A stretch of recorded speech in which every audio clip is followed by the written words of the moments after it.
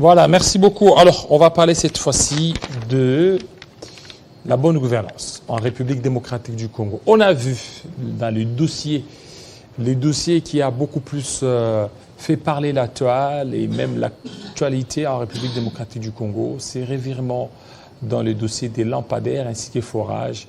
Nicolas Kazadi partira pas, mais finalement, il serait en France. Alors, bonne gouvernance, nous parlons avec M. Ferdinand Kitenge, Société civile, bienvenue. Merci beaucoup, M. Jean-David. Alors, vous vous battiez pour la bonne gouvernance. Mais aujourd'hui, cette bonne gouvernance est foulée aux pieds. Est-ce que vous êtes conscient?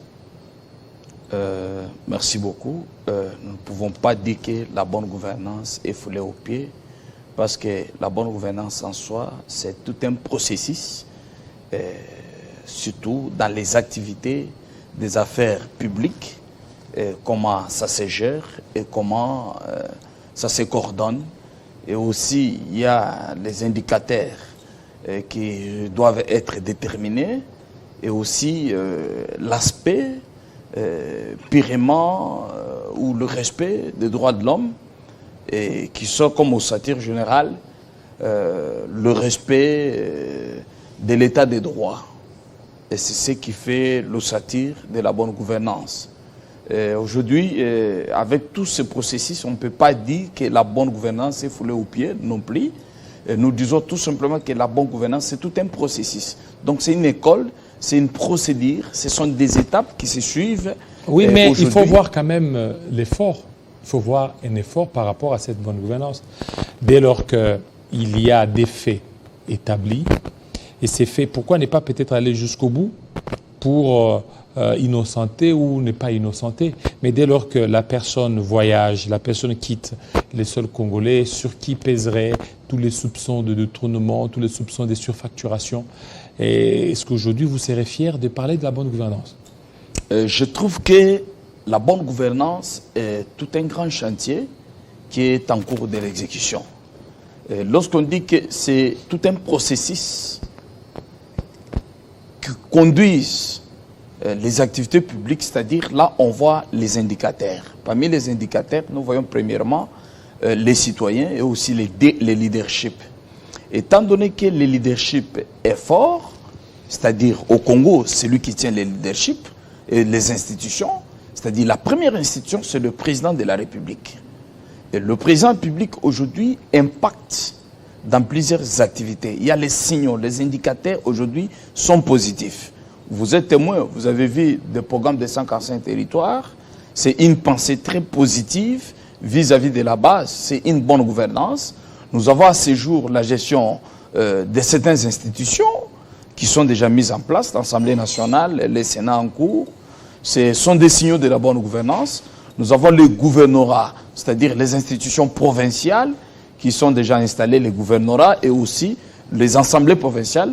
Ce sont les signaux de qui marquent les indicateurs de la bonne gouvernance, parce qu'il faut qu'il y ait de la stabilité institutionnelle, la cohésion pacifique et aussi la paix. Ça, c'est le premier signe.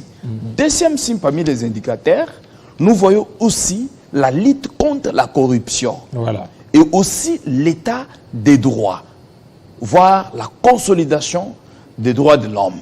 C'est ce qu'on appelle les indicateurs forts de la bonne gouvernance. Bon. Alors, dès lors que l'un de ces indicateurs faisait défaut, c'est qu'il y a anguille sur roche. Normalement, il y a... Comme par exemple, lutte contre la corruption. Nous en sommes témoins. Nous avons fait en tant que coordonnateur national de la société civile révolutionnaire. Notre organisation est presque implantée dans toutes les 26 provinces. Vous avez suivi, nous avons martelé, même ici, nous avons parlé et on a obligé les sanctions exemplaires à l'égard de ceux qui détournent et ceux qui volent. Et là, je touche le point que vous venez de citer ici de l'ancien ministre de Finances, M. Nicolas Kazadi. Et oui, il y a des dossiers sérieux qui coûtent à peu près 300 quelques millions de dollars, où le peuple congolais perdant comme ça, mais ça tombe dans la bonne gouvernance. Pourquoi? Parce que nous... Ça tombe dans la bonne gouvernance? Je vous ai dit dans la mauvaise gouvernance ou bonne gouvernance? Non, non. Je vous ai dit une chose, qu'il y a les indicateurs, parmi lesquels les citoyens se trouvent dans la bonne gouvernance.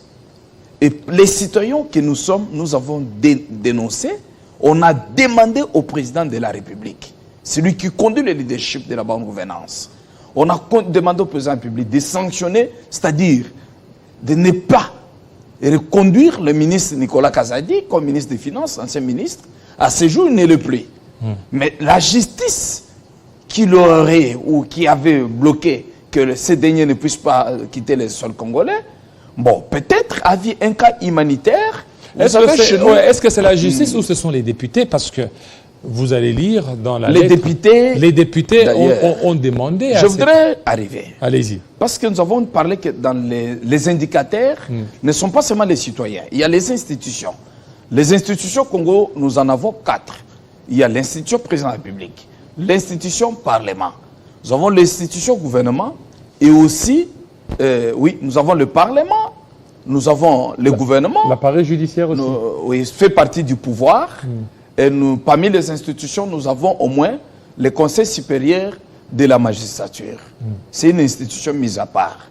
Bon, si l'institution parlement accorde, autorise, parce que c'est leurs collègues députés, d'office, l'institution pareil judiciaire devait apprécier la question, voir la faisabilité, parce que ici, chez nous, la beauté du droit, c'est quoi? C'est la culpabilité, même si elle est lourde, même si elle est chargée. N'oubliez pas que la présomption d'innocence tient compte. C'est pourquoi vous avez vu, ce dernier a été autorisé de quitter le sol congolais. Mais nous, au niveau de la société civile révolutionnaire, nous avons condamné parce que la place de M. Nicolas Kazadi, c'était la prison.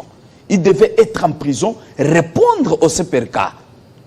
Pourvu que, parce que je vis ses collègues, il y a M. Robota qui est là. Samba Batili est là. Mais il devait suivre les deux autres pour que la justice évolue la question. Ça fait partie de la lutte contre la corruption. Parce que pour ce moment ici, Nicolas Kazadi est devenu star.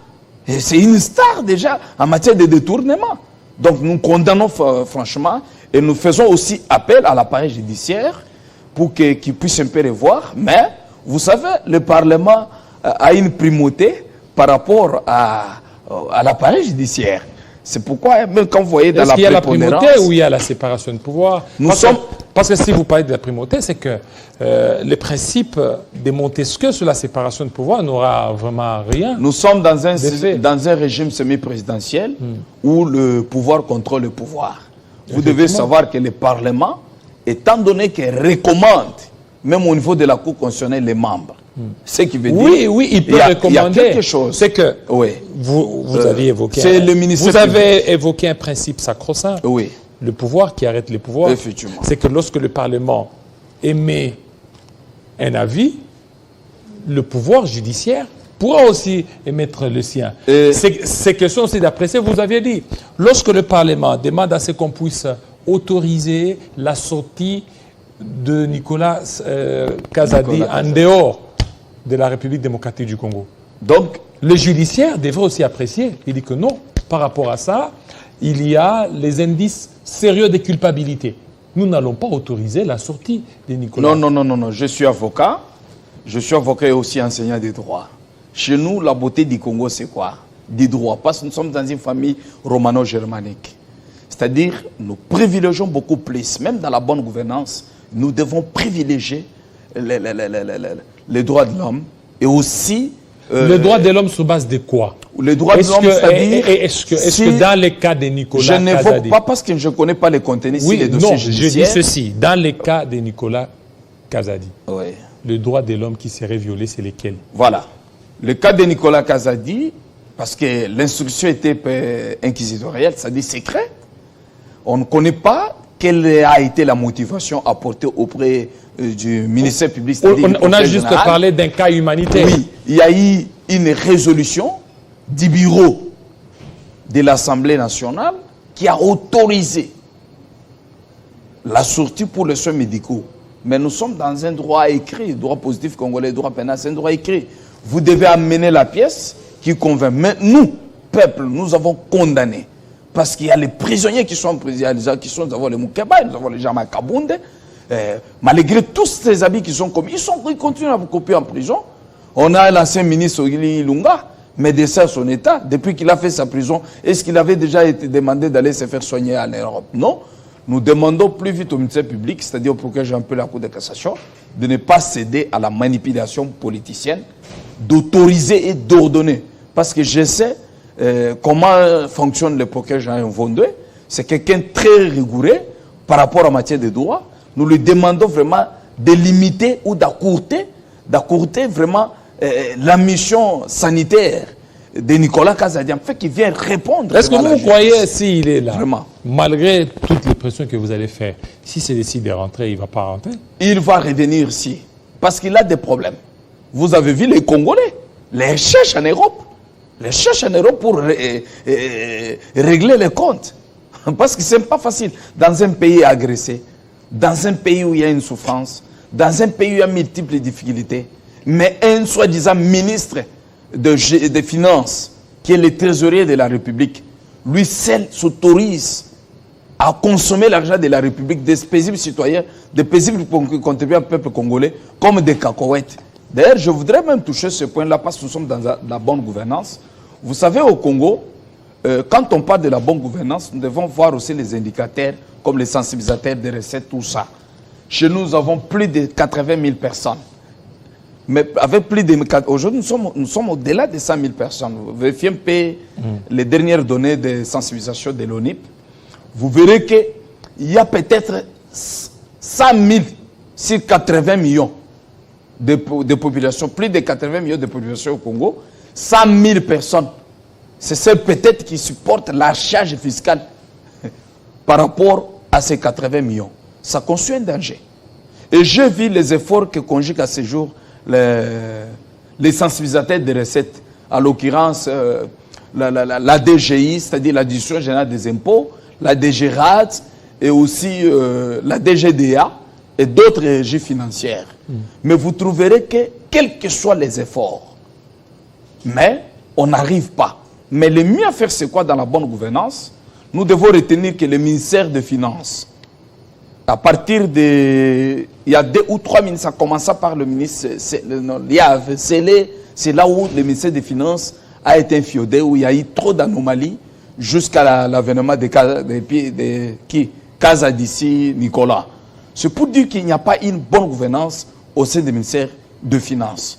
Là, c'est la responsabilité du leader qui gère la République, le président public, qui doit revoir.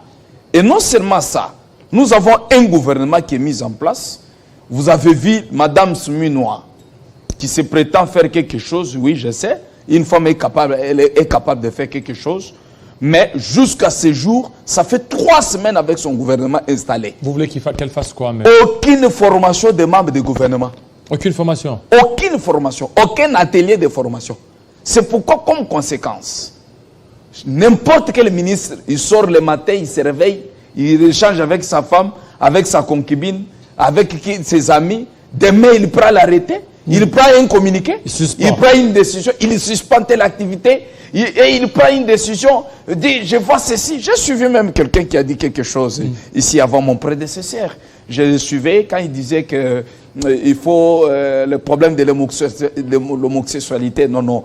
Il y a toujours un travail plutôt, ou des travaux en amont qu'il faut prendre avant de se prononcer en aval. C'est pourquoi le ministre doit subir des séminaires de formation. Vous savez... Donc il y a un problème jusque-là. Il se pose problème. Aucun séminaire de formation jusque-là. Aucun séminaire de formation. C'est pourquoi vous voyez, n'importe quel ministre sort, je suis gestionnaire de mon secteur. J'ai vu même un communiqué qui sort, ce qu'on avait reproché à Nicolas Kazadi hier. J'ai vu un communiqué là, je ne sais pas si c'est vrai ou faux, mais on a vérifié, le communiqué existe. Le ministre des Finances a pris aussi un communiqué encore. Parce que la République ne peut pas être gérée par les communiqués. Le ministre a comme pouvoir, il prend une décision par la voie d'arrêté. C'est la Constitution. Le Premier ministre prend le pouvoir par la voie du décret. Le président public prend le pouvoir par la voie d'ordonnance. Mais ici, ce sont des communiqués. C'est pour dire que ce sont des risques de la bonne gouvernance. Vous allez voir. Le ministre des Finances actuel a pris aussi un communiqué. Oh non, je suspends la prime des agents. Equity. Non, il a dit suspend la prime des agents, j'ai dit affectés dans des registres financiers depuis janvier. Il veut aussi rendre compte. Donc, nous risquerons de vivre vraiment Il y a aussi une autre ministre qui a pris la suspension de cette histoire d'equity au niveau des RT-Duc. On verra tout. Parce que ce n'est que le début. Pour recadrer ces gens-là, nous connaissons, parce que c'est pourquoi ici devant vous, nous avons demandé le changement de la Constitution. Parce qu'on ne peut pas vivre dans un État là. Quelqu'un qui anime son parti politique, qui n'a ni siège, qui n'a ni idéologie efficace. Demain, c'est lui qui vous envoie les gestionnaires, qui seront nommés ministres, dont on ne sait même pas leur profil scientifique. Est-ce qu'ici il y a un problème? Il y a un problème de révision constitutionnelle ou il y a un problème d'hommes? Il y a un problème d'hommes au Congo. On peut réviser un problème de la Constitution. Ce sont des problèmes. Et donc, d'abord, cette Constitution, elle n'est pas respectée. Non. Maintenant, vous voulez la réviser. Alors, le plus important, c'est d'abord commencer à réviser les têtes. Je vous dis une chose. Dans le régime financier aujourd'hui, parce qu'on ne peut pas parler des mines. Mines, ce sont les étrangers qui viennent, ils ramassent, ils les transportent comme ils veulent. Quand des matières brutes comme des minéraux qui sortent bruts dans un État, là c'est une exagération. On peut dire que c'est un pillage de ces minéraux-là. C'est ce qui a fait qu'il y ait guerre. Mais au Katanga, ça sort comme ça, sans contrôle. Mais voyez maintenant, à ce jour, nous sommes dans les régies financières. Ce qui développe les États qui n'ont pas de minéraux, c'est l'impôt. L'impôt. Je vous dis vrai. Je vis Télé 50. Vous avez fêté ici, félicitations et joyeux anniversaire, d'efficacité de la bonne gouvernance, par le biais du coordonnateur Jean-Marie Kassamba, le directeur général. C'est un homme à féliciter. 14 ans. Sans quoi, avec un personnel efficace, il faut féliciter cette gestion. Voilà. Ici, l'impôt qui devait être contribué et profiter à tous les Congolais. Parce que même l'argent des lampadaires, là, c'est l'impôt qui a produit ça. C'est l'argent des paisibles citoyens qui contribuent. Mais avec les gestionnaires comme... il y a certaines entreprises qui sont bien gérées, comme au niveau de la DGI. Il y a les DG là encore. Le pasteur, oui. Un véritable pasteur, oui. Ça, c'est un vrai pasteur. Comme vous, hein, comme moi, vous savez, je suis aussi pasteur. Okay. C'est un véritable pasteur, le pasteur Moukadi. Vraiment, c'est un bon pasteur, les DG de la DGI. Imaginez-vous, chaque fois qu'on sonde ces bilans, qui publient le bilan, ils sont toujours à 200%, 185%, au-delà de leur seuil. Mais à ce jour, si vous voulez, parce que vous verrez la sorcellerie du Congo, c'est seulement quelqu'un qui gère bien là, c'est celui-là qu'il faut faire sauter et prendre un voleur, remplacer. Prenons l'hypothèse encore comme, vous voyez, Barnabé Moukadi, les deux jeunes, non? Donc la façon qu'il gère, avec toute son équipe, quel que soit les Kokajam, les Kazali, il a suspendu même le prime des paisibles citoyens, les agents là, mais il continue toujours à optimiser les recettes. Voilà les gens qu'on peut même prendre dans un État ordonné, le mettre Premier ministre, le mettre ministre des Finances, le mettre pour jouer une... Est-ce que maintenant, aujourd'hui, vous êtes fiers? Y compris aussi au niveau de l'Office des routes. L'Office des routes a mis des ponts, nous avons fait la campagne électorale, il y a les endroits qui étaient inaccessibles, on a senti que vraiment, c'est ça la bonne gouvernance. Le problème c'est quoi? La vision, quand le président public, quand la communauté internationale a compris que Félix Tshisekedi va changer les pays, la RDC, le mieux à faire c'est quoi? Lui imposer une guerre injuste. Cette guerre-là est une guerre pour mettre les coqs à jambes à la bonne gouvernance et au leadership du président Tshisekedi. Voilà. C'est quoi nous, peuple congolais, pour consolider ce que nous avons comme bien et potentialité de richesse, nous devons tous être derrière le président de la République, en fait qu'on boycotte les dialogues. Vous avez vu que dans la bonne gouvernance, on met des coqs à jambes. Comme l'histoire, vous avez suivi hier, le Conseil de sécurité des Nations Unies s'est réuni pour évaluer sur la sanction C'est-à-dire la RDC ne peut plus continuer à exporter les armes, acheter les armes, tout ça. Pourquoi? Parce qu'ils ont senti qu'il y a un leadership capable de changer les choses. La fois passée, vous nous avez suivis en tant que société civile, nous avons fait une sortie médiatique. On avait demandé pour terminer, que le président public puisse dissoudre l'Assemblée nationale. Pourquoi? Parce que dans la bonne gouvernance, il faut qu'il y ait des textes, des lois. Il faut dissoudre l'Assemblée nationale. C'est correct. Parce que l'Assemblée nationale, si était normale, ne pouvait pas accorder l'autorisation de sortie à Nicolas Kazadi. Ça, je vous dis vrai. Et nous avons fait 5 ans. Aucune loi qui profite les Congolais. Avec le Parlement Mbosso, Mme Abunda et les autres. Aucune loi qui impacte. Tout ça, c'est parce que vous avez échoué aux élections. Est-ce que si vous étiez élu, vous aurez demandé aussi... Ici, nous parlons du peuple congolais. Oui, mais parce je ne peux même pas parler de moi. Voilà, merci. Parce que nous, le souci majeur est de changer les choses. Merci. J'appelle le peuple congolais d'être derrière nos FRDC pour la bonne gouvernance, qu'on limite les Rwandais qui nous agressent et aussi d'être le président Tshisekedi. Merci beaucoup. Mais le président Tshisekedi, c'est une chance pour cette république.